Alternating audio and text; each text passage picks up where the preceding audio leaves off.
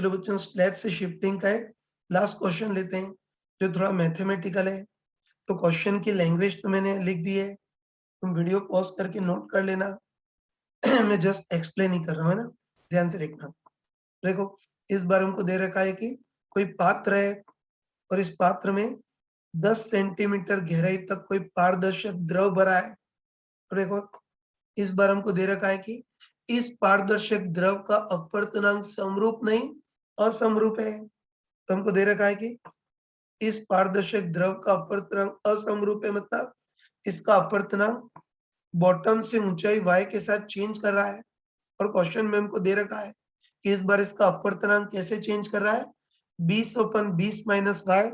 इस टाइप से द्रव का अपवर्तनांक चेंज कर रहा है और बाहर के माध्यम के बारे में कुछ भी नहीं कहा गया, तो बाय डिफॉल्ट यही मानेंगे कि बाहर का माध्यम हवा है।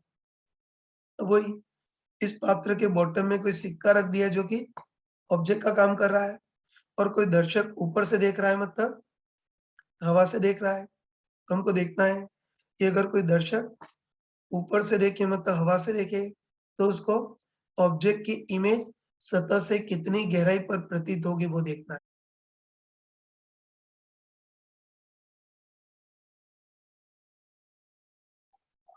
चलो बच्चों, इसको करते हैं। तो हमको पता है कि ऑब्जेक्ट जिस कलर का है उस कलर की किरणें निकलेंगी और, है ना, क्लियरली बोल सकते हैं कि ऑब्जेक्ट की किरणें 10 सेंटीमीटर मोटाई की लिक्विड की स्लैब से गुजरेंगी। बताओ, 10 सेंटीमीटर ऊंचाई का जो लिक्विड है उसको भी एक समानांतर स्लैब मान सकते हैं ना। तो हम पक्का बोल सकते हैं कि ऑब्जेक्ट जिस कलर का उस कलर की किरणें निकलेंगी। और तुम बताओ कि ऑब्जेक्ट की किरणें, है ना, ऑब्जेक्ट की किरणें 10 सेंटीमीटर मोटाई की द्रव की स्लैब से गुजरेंगी, तो ऑब्जेक्ट की तुलना में इमेज कितना शिफ्ट होगी वो देखना है ना। तुम खुद बताओ, तुम खुद बताओ कि इस बार द्रव का अपवर्तनांक समरूप नहीं बल्कि असमरूप है, जो ऊंचाई y के साथ चेंज कर रहा है ना। हम बोल सकते हैं इस बार द्रव का अपवर्तनांक असमरूप है। तो तुम बताओ कि हर किसी एलिमेंट का अपवर्तनांक अलग अलग होगा, है ना। हर एलिमेंट का अपवर्तनांक अलग अलग होगा, तो हर एलिमेंट के कारण शिफ्टिंग भी अलग अलग होगी। तो बताओ, कुल शिफ्टिंग के लिए हमको समाकलन करना होगा, है ना। वही समाकलन के लिए, है ना, तो इस समाकलन के लिए इस पूरी द्रव को ऐसी पतली पतली क्षैतिज पट्टियों में बांटते हैं, है ना। तो इस पूरे द्रव को पतली पतली ऐसी क्षैतिज स्लैब में बांटते हैं और ऐसा करते हैं कि यहाँ से y ऊंचाई पर dy मोटाई की कोई पतली सी स्लैब लेते हैं। इतना तुम देखते बताओ कि स्लैब y ऊंचाई पर है, तो इस अनुसार उसका अपवर्तनांक कितना होगा, 20/20 माइनस y होगा।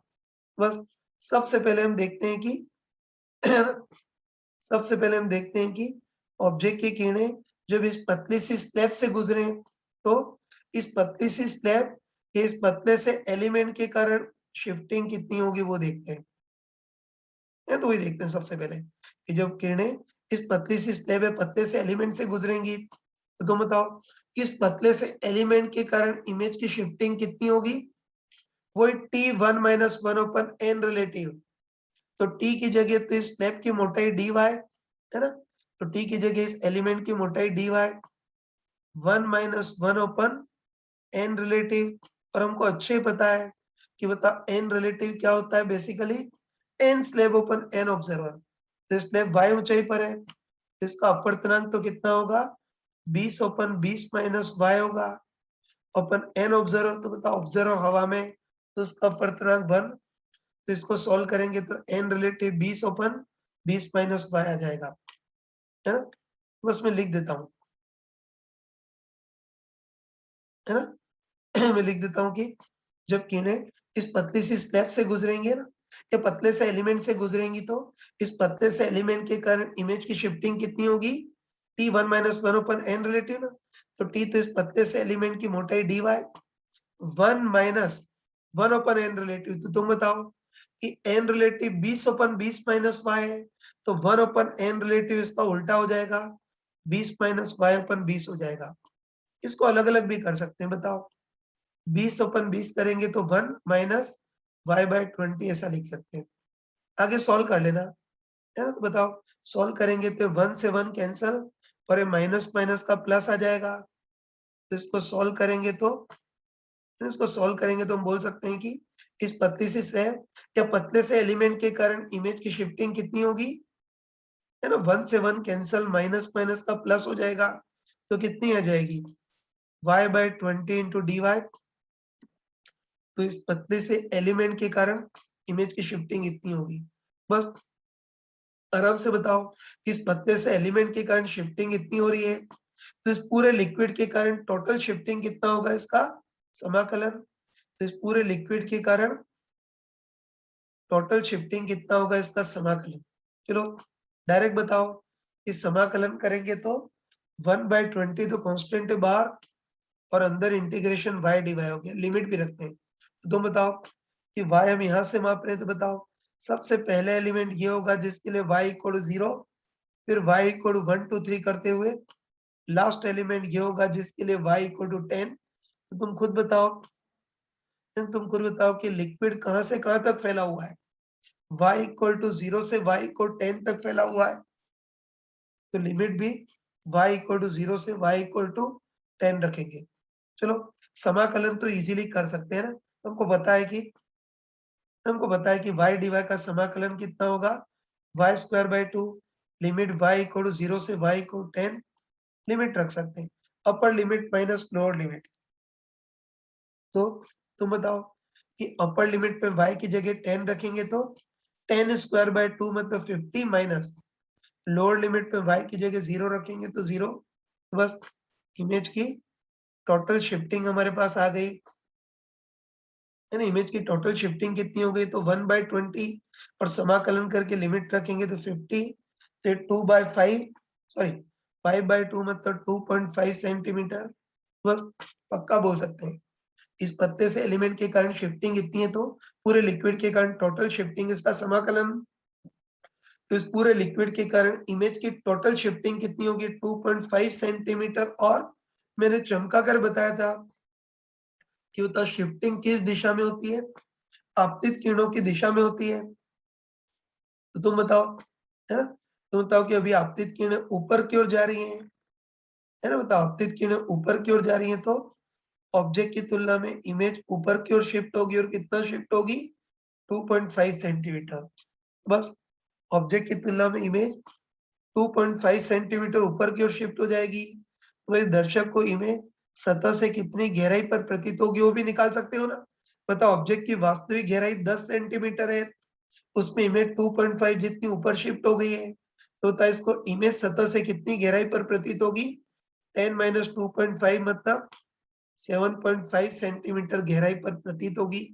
तो इस टाइप के मैथमेटिकल क्वेश्चन भी तुम कर सकते हो। देखो बच्चों अभी हमने समानांतर स्लैब के कारण इमेज की शिफ्टिंग पढ़ी।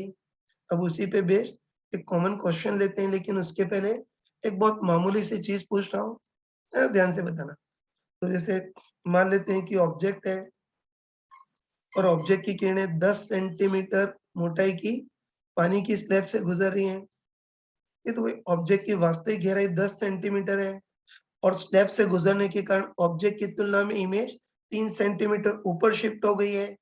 तो इमेज की आभासी गहराई कितनी होगी इजीली बता सकते हैं। तो हमको पता है कि ऑब्जेक्ट की वास्तविक गहराई 10 सेंटीमीटर है, और इस पानी की स्लैब के कारण इमेज 3 सेंटीमीटर ऊपर शिफ्ट हो गई, तो इमेज की आभासी गहराई कितनी होगी 10 माइनस 3 मतलब 7 सेंटीमीटर। बिल्कुल छोटे बच्चों टाइप से बोल सकते हैं कि इमेज की आभासी गहराई बराबर ऑब्जेक्ट की गहराई माइनस शिफ्टिंग। कह सकते हैं ना, इमेज की आभासी गहराई बराबर ऑब्जेक्ट की वास्तविक गहराई माइनस शिफ्टिंग। तो मामूली सी चीज देख ली। बस अब अपना मेन क्वेश्चन कर सकते हैं। एक्चुअली मुझे इसलिए बताना पड़ा क्योंकि कई महामूर्ख इतना भी नहीं कर पाते। तो अब अपना मेन क्वेश्चन कर सकते हैं, है ना, ध्यान से देखना। तो देखो इस बार भी हमको दे रखा है कोई पात्र है, इसके बॉटम में कोई सिक्का रख दिया है जो कि ऑब्जेक्ट का काम कर रहा है, और इस बार इस पात्र में हमने 3 अलग-अलग टाइप के पारदर्शक द्रव भरे हैं। तो हमको दे रखा है कि h1 ऊंचाई तक हमने कोई एक पारदर्शक द्रव भरा जिसका अपवर्तनांक μ1, H2 ऊंचाई तक कोई दूसरा पारदर्शक द्रव भरा है जिसका अपवर्तनांक μ2 और H3 ऊंचाई तक हमने कोई तीसरा पारदर्शक द्रव भरा है जिसका अपवर्तनांक μ3 है। और ऑब्वियसली बाहर का माध्यम हवा है। तो हमको पूछा है कि कोई ऑब्जर्व ऊपर से देखे मतलब हवा से देखे तो उसको ऑब्जेक्ट की इमेज सतह से कितनी गहराई पर प्रतीत होगी वो देखना है। चलो इसको कर सकते हैं ना। तो हमको पता है कि बताओ ऑब्जेक्ट जिस कलर का होगा उस कलर की किरणें निकलेंगी और तुम देखते ही बताओ कि इस बार ऑब्जेक्ट की किरणें इन 3 समानांतर स्लैब से गुजर रही हैं। ये तीनों टाइप के जो लिक्विड है वो समानांतर स्लैब के टाइप से ही काम करेंगे ना। तो पक्का बोल सकते हैं कि ऑब्जेक्ट से ऐसी किरणें निकलेंगी और साफ साफ दिख रहा है कि इस बार ऑब्जेक्ट की किरणें इन 3 समानांतर स्लैब से गुजरेंगी। तो इन तीनों स्लैब के कारण इमेज की शिफ्टिंग होगी और हमको पता है। बताओ, है ना? बताओ इन तीनों स्लैब से गुजरने के कारण इमेज की परिणामी शिफ्टिंग कितनी होगी? पहली स्लैब के कारण T1 1 - 1 upon N1 relative plus दूसरी स्लैब के कारण T2 1 - 1 upon N2 relative plus तीसरी स्लैब के कारण T3 1 - 1 upon N3 रिलेटिव। इनमें मान भी रख सकते हैं जैसे N1 रिलेटिव। तो हमको पता है कि N1 रिलेटिव क्या होगा? N1 स्लैब अपन N ऑब्जर्वर। तो होता N1 स्लैब तो कितना है μ1 अपन N ऑब्जर्वर 1 क्योंकि ऑब्जर्वर हवा से देख रहा है। वैसे ही बताओ N2 रिलेटिव क्या होगा? N2 स्लैब μ2 अपन N ऑब्जर्वर 1 और N3 रिलेटिव क्या होगा? N3 स्लैब अपन N ऑब्जर्वर। तो N3 स्लैब μ3 है अपन N ऑब्जर्वर 1। तो इससे हम इमेज की परिणामी शिफ्टिंग निकाल सकते हैं। बस इमेज की परिणामी शिफ्टिंग कितनी होगी? पहले T1 1 - 1 अपन N1 रिलेटिव। तो T1 इस स्लैब की मोटाई, तो इस स्लैब की मोटाई H1 है। 1 - 1 अपन N1 रिलेटिव की जगह μ1 प्लस T2 दूसरे स्लैब की मोटाई वो H2 है। 1 - 1 अपन N2 रिलेटिव की जगह μ2 प्लस T3 तीसरे स्लैब की मोटाई वो H3 है। 1 - 1 अपन N3 रिलेटिव की जगह μ3। बस इन तीनों स्लैब के कारण इमेज की कुल शिफ्टिंग इतनी होगी। चलो इसको थोड़ा सॉल्व भी कर सकते हैं। H1 में 1 का गुणा करेंगे तो H1, H2 में 1 का गुणा करेंगे तो H2 और H3 में 1 का गुणा करेंगे तो H3। तो इसमें H1 plus H2 plus H3 को अलग करते हैं और इनको अलग करेंगे, है ना? इनको अलग करेंगे तो क्या बचेगा? Minus H1 by μ1 plus H2 by μ2 plus H3 by μ3 इतना बचेगा। तो बस पक्का बोल सकते हैं कि इन तीनों स्टेप से गुजरने के कारण ऑब्जेक्ट की तुलना में इमेज की परिणामी शिफ्टिंग इतनी होगी। और मैंने, है ना, मैंने तुमको चमका कर बताया था कि हर बार शिफ्टिंग किस दिशा में होती है? आपतित किरणों की दिशा में। तो तुम बताओ इस बार आपतित किरणें ऊपर की ओर जा रही हैं तो इस बार ऑब्जेक्ट की तुलना में इमेज ऊपर की ओर शिफ्ट हो जाएगी, है ना? वही कि आपतित किरणें ऊपर की ओर जा रही है तो ऑब्जेक्ट की तुलना में इमेज ऊपर की ओर शिफ्ट हो जाएगी। और इमेज की परिणामी शिफ्टिंग कितनी होगी? H1 plus H2 plus H3 minus H1 by μ1 plus H2 by μ2 plus H3 by μ3 इतनी होगी। फिर बच्चों इमेज की नेट शिफ्टिंग आ गई। तो इससे हम इमेज की सतह से गहराई भी देख सकते हैं ना। तो तुम आराम से बताओ, है ना? तुम आराम से बताओ कि आराम से बताओ कि इस ऑब्जेक्ट की वास्तविक गहराई कितनी है? H1 plus H2 plus H3 और स्लैब के कारण इमेज की कुल शिफ्टिंग इतनी है। तो बताओ इमेज की आभासी गहराई कितनी होगी? ऑब्जेक्ट की वास्तविक गहराई माइनस शिफ्टिंग। यही बताया था ना, जैसे ऑब्जेक्ट की वास्तविक गहराई 10 सेंटीमीटर हो, शिफ्टिंग 3 सेंटीमीटर हो तो इमेज की आभासी गहराई कितनी होगी? 10 माइनस 3 मतलब 7। तो वैसे यहाँ भी बोल सकते हैं कि इमेज की आभासी गहराई कितनी होगी? ऑब्जेक्ट की वास्तविक गहराई माइनस शिफ्टिंग। पहले ऑब्जेक्ट की वास्तविक गहराई तो हमको पता है कि बताओ ऑब्जेक्ट की वास्तविक गहराई तो कितनी है? H1 plus H2 plus H3 minus shifting. तो शिफ्टिंग कितनी है बताओ? H1 plus H2 plus H3 minus ये H1 by μ1 plus H2 by μ2 plus H3 by μ3 इतना है। तो इसको सॉल्व कर लोगे ना? तो आराम से बताओ कि सॉल्व करेंगे तो H1 plus H2 plus H3 से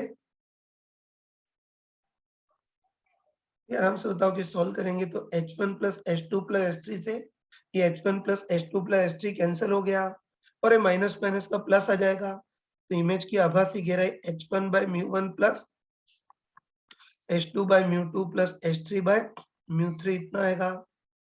और ये चीजें बार बार पूछी जाती हैं, तो कोई स्मार्ट पर्सन हो तो इसको रिजल्ट की फॉर्म में भी याद रख सकता है ना? तो रिजल्ट की फॉर्म में भी याद रख सकते हो कि कभी भी इस टाइप का केस हो तो उस केस में इमेज की आभासी गहराई कितनी प्रतीत होगी, h1 by mu one plus h2 by mu two plus h3 by म्यू3।